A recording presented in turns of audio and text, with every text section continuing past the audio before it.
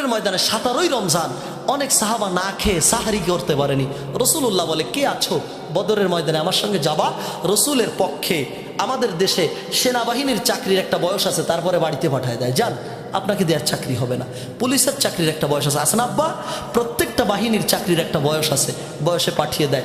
রসুলের পক্ষে বদরের ময়দানে যারা ছিল অধিকাংশ ওই যে অবসরে গেলে অবসরে যাওয়ার যেই বয়সটা হলে অবসরে পাঠিয়ে দেয়, এই বয়সের মানুষ বেশি ছিল। বলেন সুবহানাল্লাহ। তাহলে মুরব্বী মানুষদের শরীরে শক্তি কম না বেশি? অনেক কম। সেদিন আনসার, মুহাজির, কিশোর, তরুণ, যুবক, বৃদ্ধ সব মিলে রসুলের পক্ষে 313 জন। কতজন?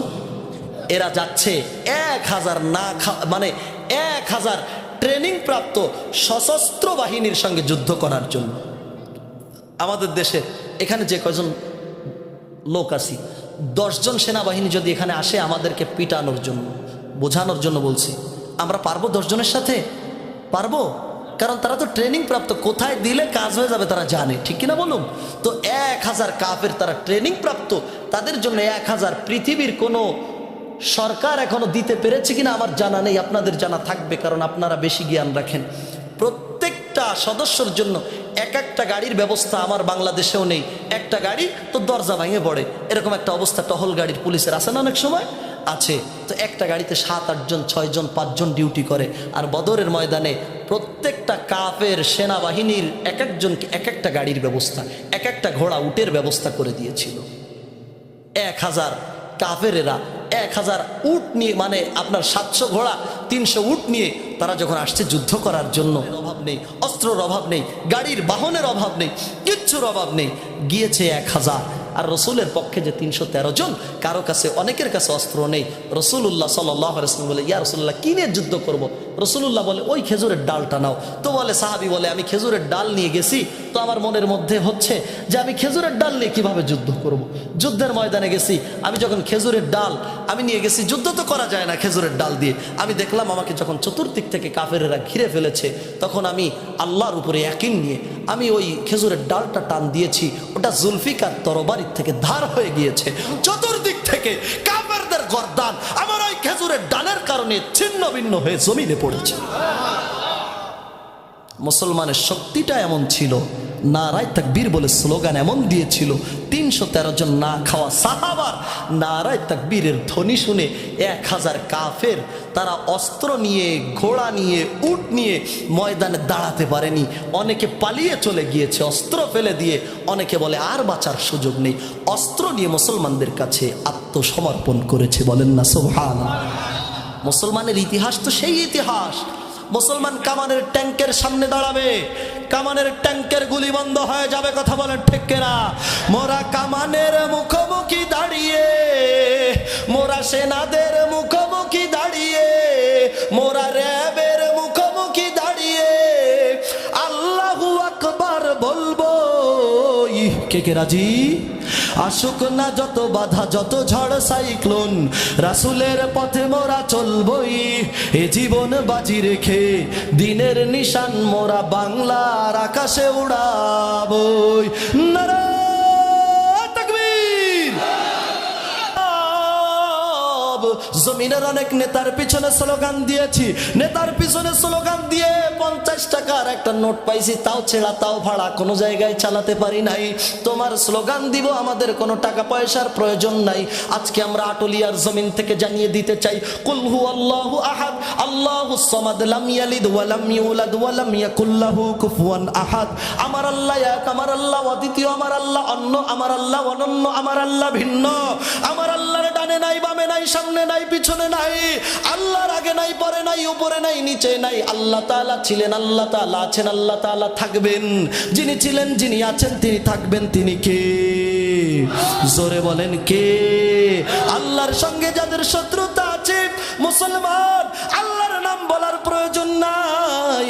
যাদের সঙ্গে আল্লাহর শত্রুতা নাই, তাদের জবান থেকে জোরে জোরে আল্লাহর নাম শুনতে চাই। নারায়ে তাকবীর। খাদিজাতুল কুবরা রাদিয়াল্লাহু তাআলা আনহা বলেন, ও নবী, কোনো চিন্তা নাই, কোনো ভয় নেই, লা তাখাফ ওয়া লা তাহজান, ভয় নেই, চিন্তা নেই। কে ঈমান আনবে আমি জানি না, আমি ঈমান আপনার উপরে এনে নিলাম। এবার আসুন, আম্মাজান খাদিজা রাসূলুল্লাহকে কতটা ভালোবাসতেন, রাসূলের সঙ্গে আম্মাজান খাদিজার আম্মাজান খাদিজাতুল কুবরা রাদিয়াল্লাহু তাআলা আনহা পয়গম্বরকে যখন বিয়ে করলেন, ঘটনা অনেক লম্বা, যদি বলতে যাই আসল বিষয়টা ফৌত হবে, আসল বিষয়টা হারিয়ে যাবে। এই জন্য আপনাদেরকে একটু টাচ দিয়ে যাব। ফার্সিতে একটা প্রবাদ আছে, আকলমান্দ কে লিয়ে ইশারাই কাফি, যারা জ্ঞানী হয় তাদের জন্য ইশারা যথেষ্ট হয়ে যায়। আম্মাজান খাদিজাতুল কুবরা রাদিয়াল্লাহু তাআলা আনহা পয়গম্বরের আমানতদারিতার কথা শুনে পয়গম্বরকে ব্যবসার জন্য ম্যানেজার হিসেবে নিয়োগ করলেন। এবার আম্মাজান খাদিজাতুল কুবরা অনেক সম্পদের মালিক ছিল, কোটি কোটি টাকার সম্পদ তার ছিল, গাড়ি ছিল, ঘোড়া ছিল, উট ছিল, দাসী ছিল, বাদী ছিল, স্বর্ণ ছিল, রূপা ছিল, কোনো কিছুর অভাব ছিল না। কিন্তু আম্মাজানের স্বামী ছিল না।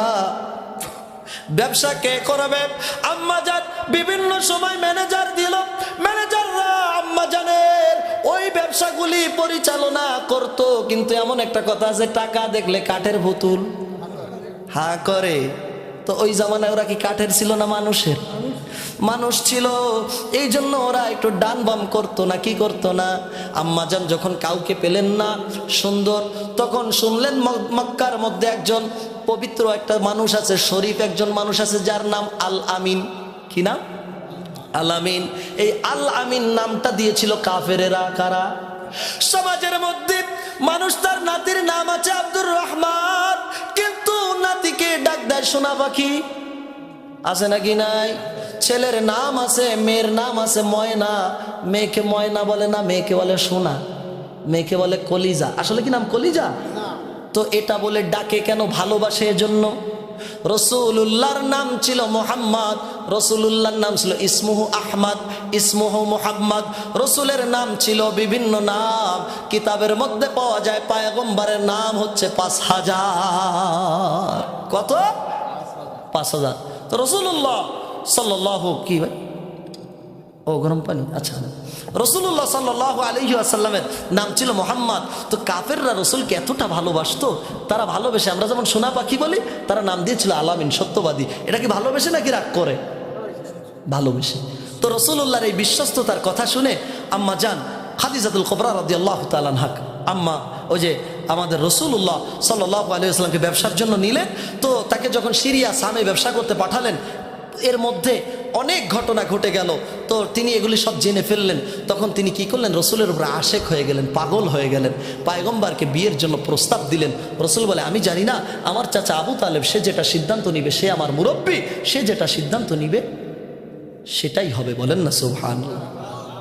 আর আমাদের দেশে ছোট্ট মেয়ে ক্লাস 8-এ পড়ে, মোবাইল করে বলে, তুমি কই? আব্বাকে তো বিয়ে দিয়ে দিল। বলে, ওরে সর্বনাশ, রাত্রিবেলায় প্যান্টও পরতে মনে, লুঙ্গি পরে দৌড়। বলে, তুমি বাগানে বেরো তাড়াতাড়ি কাপড় চোপড় নিয়ে। কথা বলেন ঠিক কিনা? তারা বিয়ের ব্যাপারে পয়গম্বরের আব্বাও নাই, আম্মাও নাই। পয়গম্বর বলেন, আমার চাচা যা করবে তাই। আর আমাদের দেশে আব্বা আম্মা যা করবে কোনো কথা নাই, তুমি আমি যা বলবো তাই। কথা বলেন ঠিক কিনা? এই জন্য আল্লাহ তাআলা বলেন, তোদেরকে জাহান্নামে পুড়িয়ে বানাবো ছাই। বন্ধুরা আমার, ভাইরা আমার, আবু তালিব তিনি শুনে বললেন, চমৎকার একটা ব্যবস্থা, আমার ভাতিজার কেউ নাই, কিচ্ছু নাই, যদি খাদিজা তাকে বিয়ে করে এটা তো সুন্দর ব্যাপার। এবার হযরত খাদিজা রাদিয়াল্লাহু তাআলা আনহার সঙ্গে পয়গম্বরের বিয়ে হয়ে গেল। পয়গম্বরের বিয়ের খুতবা তার চাচা আবু তালিব নিজে দিয়ে দিলেন। এবার যখন পয়গম্বরের সঙ্গে বিয়ে হয়ে গেল, খাদিজাতুল কুবরা ধনী মানুষ, ধনীদের বন্ধু ধনীরা হয়, ধনীদের বান্ধবী ধনীরা হয়, ঠিক কিনা বলেন? ভ্যানওয়ালার বন্ধু ভ্যানওয়ালা হয়, রিক্সাওয়ালার বন্ধু রিক্সাওয়ালা হয়, যারা ক্ষেতের মধ্যে কাজ করে, ধান রোপণ করে, কৃষকের বন্ধু কৃষক হয়। বলে, তুই বিড়ি টেনে ফেলা দিস না, 2 টান আমারে কিন্তু দিস, ঠিক কিনা? এবার এটা কি ওই টিওনো সাহেব এসে বলে, কাকা কাঁচা দিয়ে কাজ করতেছ, বিড়ি আমার 2 টান দিও, বলে? কারণ তারাও কিন্তু তাদেরও কিন্তু সম্পর্ক আছে বন্ধুদের সঙ্গে, ঠিক না? তো প্রত্যেকটা বন্ধুদের সঙ্গে কি আছে? সম্পর্ক আছে। তো আম্মা জান খাদিজাতুল কুবরা রাদিয়াল্লাহু তাআলা আনহার সঙ্গে ওই জামানার মক্কার মহিলাদের সঙ্গে লিয়াজু ছিল, সম্পর্ক ছিল নাকি ছিল না? মহিলারা এসে বলো, খাদিজা আমাদের মেয়েদেরকে যদি বিয়ে দেওয়া হয় আর কোনো কায়দায় মেয়ের জামাইটা যদি একটু খাটো হয়, পেটটা মোটা হয়, মাথায় টাক হয়, সরকারি চাকরিজীবী, অন্য বান্ধবীরা কয় এ কি আমাকে দুলো বোন, ঠিক না?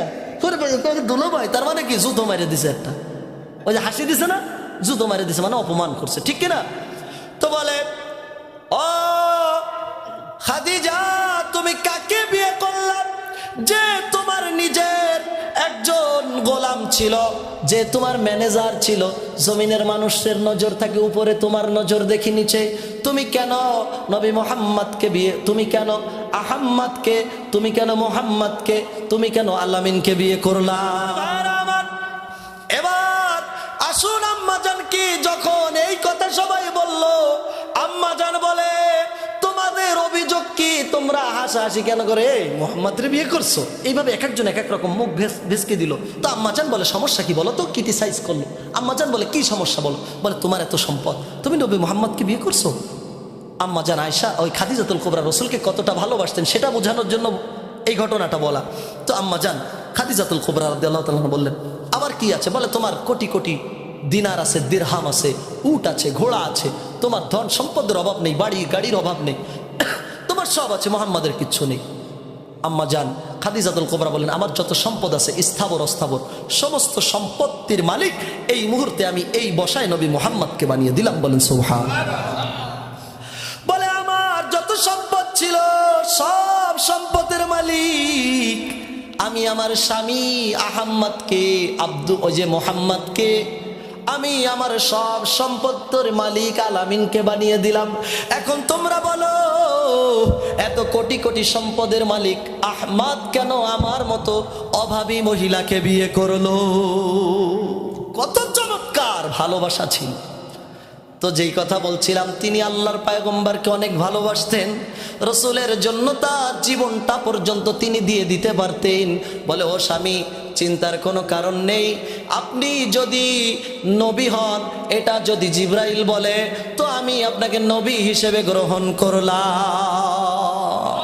রাসূলুল্লাহ দিনের দাওয়াত দেওয়া শুরু করলো। আলোচনা শেষের দিকে চলে আসতেছি আব্বাজান, অনেকে হয়তোবা ধৈর্য হারা হচ্ছেন। তো আল্লাহ রসুল সাল্লাল্লাহু আলাইহি ওয়াসাল্লাম দিনের দাওয়াত দেওয়া শুরু করে দিলেন। এবার রসুলুল্লাহ গোপনে গোপনে গিয়ে মানুষকে দিনের দাওয়াত দিতেন, তখন প্রকাশ্যে দিতে পারতেন না। কারণ কি? কারণ একটা বিষয় বোঝেন, আপনাদের সামনে বললে আপনারা বুঝবেন। আমরা নামাজ পড়ি কয় রাকাত? 5 রাকাত পড়ি, 5 ওয়াক্ত। কয় ওয়াক্ত? 5 ওয়াক্ত। 5 ওয়াক্ত নামাজে 17 রাকাত ফরজ। তো এই 5 ওয়াক্ত নামাজের মধ্যে যদি কেউ নতুন করে দাওয়াত দেয়, আমার কাছে ওয়াহি আসছে, আমি রাতের বেলায় ঘুমিয়ে স্বপ্নে দেখছি আল্লাহ বলছে 3 ওয়াক্তর বেশি নামাজ আদায় করা যাবে না। ওই ব্যক্তি কি স্টেজে বসে বলতে পারবে নাকি আলাদা আলাদা এক একজনকে নিয়ে বলতে হবে? আলাদা আলাদা এক একজনকে নিয়ে বলতে হবে। কারণ কি? কারণ আমরা সবাই একটার উপরে আমল করছি। যদি কেউ নতুন কথা বলতে আসে সবার সামনে সম্মিলিতভাবে বললে সে মাইর খাবে, যদিও তিনি হক কথা বলেন, ঠিক কিনা? তো রাসূলুল্লাহ সমস্ত ওই সময় আয়ামে জাহেলিয়া মানুষ তার মেয়েকে জীবিত দাফন করাকে স্ট্যাটাস মনে করত। মানুষ কতটা নিচে ছিল না আপনারা সবাই জানেন। তো ওই সময় রাসূলুল্লাহ হকের দাওয়াত দিবেন, কিন্তু ক্ষেতটা উর্বর ছিল না। এই জমিনের মধ্যে যেটা শুকনো, এখানে বীজ ছড়ালে গাছ হবে না। ক্ষেতটাকে উর্বর করতে হবে, সার দিতে হবে, পানি দিতে হবে, মাটি নরম করতে হবে, এরপরে ওখানে বীজ দিতে হবে, ঠিক কিনা? তো রাসূলুল্লাহ ইনফিরাদিভাবে আলাদা আলাদা দাওয়াত দেওয়া শুরু করলো। যখন এই দাওয়াত সব জায়গায় পৌঁছে যাওয়া শুরু হলো, তখন আবু জাহেল, আবু লাহাব, উতবা, শাইবা, ওয়ালিদ ইবনে মুগিরা এরা দারুন নাদওয়া বাংলাদেশের সংসদ ভবন আছে না, এদের একটা সংসদ ভবন পরামর্শ স্থল ছিল। তো এই পরামর্শ স্থলে এরা পরামর্শ করলো যে মোহাম্মদ তো নতুন, এর পূর্বে রাসূলুল্লাহকে তারা অফার দিলেন তোমাকে মক্কার সুন্দরী মেয়ে দেওয়া হবে, টাকা ধন সম্পদ যা চাও সব দেওয়া হবে, মোহাম্মদ তুমি মানুষকে দিনের দাওয়াত দিও না, তুমি অন্তত চুপ থাকো। রাসূলুল্লাহ কি চুপ ছিলেন? রাসূলুল্লাহ চুপ ছিলেন? আজকে সমাজে অনেক আলেম ওলামা চাকরি হারানোর ভয়ে মসজিদে হকের কথা বলতে পারে না। কথা বলেন ঠিক কিনা? বলে আমি যদি চাকরি চলে যায় আমাকে খাওয়াবে কে? আল্লাহ তাআলা বলেন ওয়া মা মিন দাব্বাতিন ফিল আরদি ইল্লা আলাল্লাহি রিজকুহা, জমিনের মধ্যে যত দাব্বা আছে, যত মাখলুক আছে, সমস্ত মাখলুকের খাওয়ানোর মালিক কে? আল্লাহ। তাহলে ইমাম সাহেব যদি আল্লাহর সৃষ্ট মাখলুক হয়, আল্লাহর বাইরে কি উনি জমিনে আসছে? তাহলে উনি রিজিকের অভাব করবে কেন? রিজিকের চিন্তা করবে কেন? কি হবে আলেম হয়ে ইমাম সেজে সমাজেতে, পারো যদি সত্য কথা মসজিদেতে না বলিতে, ঠিক কিনা? কি হবে আলেম হয়ে ইমাম সেজে সমাজেতে, পারো যদি সত্য কথা মেহরাবেতে না বলিতে। চাকরির ভয় করো যদি, ছেড়ে দাও ইমামতি, তোমার ইমামতি করার দরকার নেই, তুমি খেতে যাও, কিষেন দাও, ভ্যান চালাও, ঠিক কিনা? চাকরির ভয় করো যদি, ছেড়ে দাও ইমামতি। কি হবে ধোকা দিয়ে আল্লাহকে, কি হবে বেঁচে থেকে অযথা বিদ্যা শিখে, যদি না গড়তে পারি শোষণবিহীন সমাজটাকে, কি হবে বেঁচে থেকে? কি হবে শেষ নবীজির উম্মত বলে দাবি করে, যদি ওই খোদার কোরআন মসজিদেতে থাকে পড়ে? বলবেন হুজুর মসজিদে থাকবে না, তা কোরআন থাকবে কোথায়? কি হবে শেষ নবীজির উম্মত বলে দাবি করে, যদি ওই নবীর কোরআন আলমারিতে থাকে পড়ে? আলমারিতে কোরআন রাখলে হবে না মুসলমান, কোরআন পড়তে হবে, নিজের জীবনে ঢুকাতে হবে। আল্লাহ বলে তখন কোরআন তোমার মেডিসিন হয়ে যাবে, মা হুয়া শিফাউ ওয়া রাহমাতুল লিল মুমিনিন, তোমার জন্য শিফাও হবে, রহমতও হবে। বলেন সুবহানাল্লাহ। বন্ধুরা আমার, ভাইরা আমার, দারুন নাদওয়ার মধ্যে তারা ইতিপূর্বে রাসূলুল্লাহকে অনেকবার অফার করেছেন, ও নবী মুহাম্মদ তুমি দ্বীনের দাওয়াত দেওয়া ছেড়ে দাও। রাসূলুল্লাহ ছেড়ে দিলেন না, রাসূলুল্লাহকে চুপ থাকতে বললেন, তিনি চুপ থাকলেন না। সমাজের মধ্যে যারা আলেম রূপী আছে চাকরি টিকানোর জন্য, তারা চাকরির ভয়ে, প্রশাসনের ভয়ে, রাজনৈতিক নেতাদের ভয়ে হক কথা বলে না। এরা আর যাই হোক হক্কানি ইমাম হতে পারে না, মুনাফিক মার্কা ইমাম। বন্ধুরা আমার, ভাইরা আমার, পয়গম্বরকে যখন কোনোভাবেই বন্ধ করা যায় না দাওয়াত, তখন তারা দারুন নাদওয়ার মধ্যে মিটিং করলো। মিটিং করে তারা একটা পরামর্শ করলো, নবী মুহাম্মাদের মাথাটাকে দ্বিখণ্ডিত করতে হবে। জোরে বলেন, আরো জোরে, নাউজুবিল্লাহ। পয়গম্বরের মাথা টানতে হবে। ভয়ে কেউ মাথা উঠাতে পারে না, কে মাথা আনবে? কেউ মাথা উঠাতে পারে না।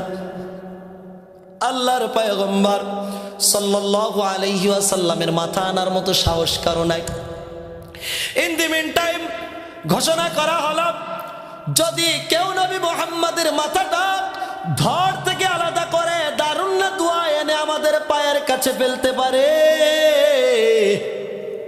তাকে 100 লাল উট পুরস্কার দেওয়া হবে। কয় শত? লাল উট কেন? কারণ ওই জামানায় মক্কার মধ্যে সব থেকে দামি বাহন, চলাফেরার জন্য মোটর সাইকেল ছিল না, R15 ছিল না, সব থেকে দামি যেই বাহনটা ছিল, দামি যে মোটর সাইকেলটা ছিল, দামি যেই মার্সিডিসটা ছিল, সেটা হচ্ছে লাল ঘোড়া, লাল উট। এই জন্য বলে 100 লাল উট দেব। আচ্ছা 100 R15 দাম আমাদের বাংলাদেশে কত হতে পারে? 3-4 কোটি টাকা হবে, ঠিক কিনা বলে? তো বলে 100 লাল উট দিব, তাহলে দাম কি কম? বলে কে আনতে পারো? খাত্তাবের বেটা ওমর, তখনও তিনি মুসলমান হননি। খাপ থেকে তরবারি টান দিয়ে বের করলেন, বের করে তরবারিটা সোজা করে বলে, নবী মুহাম্মাদের মাথা আমি খাত্তাবের বেটা ওমর ছাড়া আর কেউ আনতে পারবে না। এবার হযরত ওমর, তখনও তিনি খাত্তাবের ছেলে ওমর, তিনি পয়গম্বরকে হত্যা করার জন্য তিনি রওনা করলেন।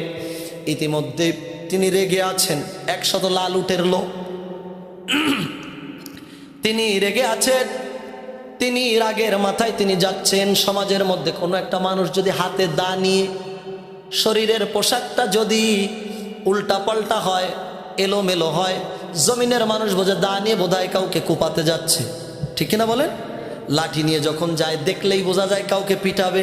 অন্য সময় লাঠি নিয়ে যাওয়া, অন্য সময় দাও নিয়ে যাওয়া আর রাগের মাথায় যাওয়া পার্থক্য আছে নাকি আব্বা? আছে। তো তারা তিনি দেখে বুঝে ফেললেন তিনি হচ্ছে হযরত নুআইম, রাসূলের সাহাবী। হযরত নুআইম রাদিয়াল্লাহু তাআলা আনহু, তিনি খুবই দুর্বল একজন সাহাবী। হযরত নুআইম রাদিয়াল্লাহু তাআলা আনহু বলে, ওমর কোথায় রওনা করলা? বলে তোমার নবী মুহাম্মদুর রাসূলুল্লাহ। রসুলের নাম বললে কি বলতে হয়? আরো জোরে বলুন সাল্লাল্লাহু। বলে তোমার নবী মুহাম্মদুর রাসূলুল্লাহর মাথাটা দ্বিখণ্ডিত করার জন্য যাই। নুয়াইম বলে উমার কার সামনে তুমি কি বলছো? অথচ উমারের শক্তির কাছে নুয়াইম একটা বিড়ালের বাচ্চার মতো। হযরত নুয়াইম রাদিয়াল্লাহু তাআলা আনহুর পাওয়ার বিড়ালের মতো নয়, খারাপ বুঝবেন না, ছোট করার জন্য না। সাহাবাদের পায়ের ধুলোর সমান আমার মতো ফজলুল্লাহ নয়। যদি সেটা হতে পারতাম তো আমার জীবনটা ধন্য হয়ে যেত। বোঝানোর জন্য বলছি, হযরত ওমরের শক্তির কাছে নুয়াইমের শক্তি একদম ক্ষীণ, একদমই দুর্বল। তিনি কোমর থেকে চুরি টান দিয়ে বলে, ও উমর, তুমি কোন নবীকে মারার জন্য যাও? আমার নবীকে মারার পূর্বে তোমার আমার সঙ্গে মোকাবেলা করতে হবে। বলেন সুবহানাল্লাহ। নুয়াইম হযরত ওমরের সঙ্গে যুদ্ধ শুরু করে দিলেন। হযরত ওমর বলে, নুয়াইম সরে যাও, তা না হলে নবী মুহাম্মদের মাথায় একটা গর্দান আনতে চেয়েছিলাম, দুইটা পড়ে যাবে। নুয়াইম বলে, দুইটা কেন, 1000 পড়লেও রসুলের মাথা আনতে দিব না। রসুলের প্রেম ছিল তাদের মধ্যে কেমন, আর আমাদের মধ্যে পয়গম্বরের প্রেম কেমন। রসুলুল্লাহকে নারী লোভী বলা হয়, রসুলুল্লাহকে নারী লোভী বলা হয়, রসুলুল্লাহকে লুচ্চা বলা হয়, রসুলুল্লাহকে নিয়ে গালি দেওয়া হয়, কটূক্তি করা হয়। বাংলার জমিনের মুসলমানের ঈমানের মধ্যে একটু নাড়া দেয় না। ভূমিকম্পে বিল্ডিং নড়ে, রসুলের কথা বললে বিল্ডিং কেমন নড়ে? এটা তো সামান্য নড়া। মুসলমানের ঈমান তো শরীরের মধ্যে ঝাঁকি দেওয়া শুরু করে দিবে।